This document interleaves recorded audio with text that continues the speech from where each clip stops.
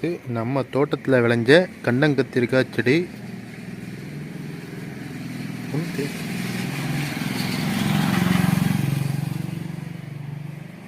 கீழே ஒன்று கிடக்குமா பழம் பாருங்க. கண்டங்கத்திரிக்காய் காய் எல்லாத்தையும் கட் பண்ணி நல்ல மருத்துவ குணம் முடியாது. பாருங்க, நம்ம வீட்டு முன்னாடி எவ்வளோ பெரிய செடி இருக்குன்னு. கண்டங்கத்திரிக்காய் செடி. இந்த செடியில் தான் இன்றைக்கி நம்ம புளிக்குழம்பு வைக்க போகிறோம். இந்த காயில் பாருங்கள், இதுதான் கண்டங்கத்திரிக்காய். இது வந்து பார்த்திங்கன்னா நிறைய மருத்துவ குணத்துக்கு யூஸ் ஆகுது. ஆனால் இது வந்து நாங்கள் வந்து நிறைய வேஸ்ட் ஆக்கிட்டோம்.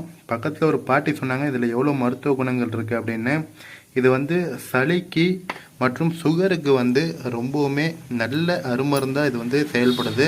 இதை நம்ம சமைச்சு சாப்பிட்டோம்னா நம்மளுக்கு சுகரு, சளி பிரச்சனை எதுவுமே இருக்காது. பாருங்கள், நம்ம கண்டங்கத்திரிக்காவை இது மாதிரி சின்ன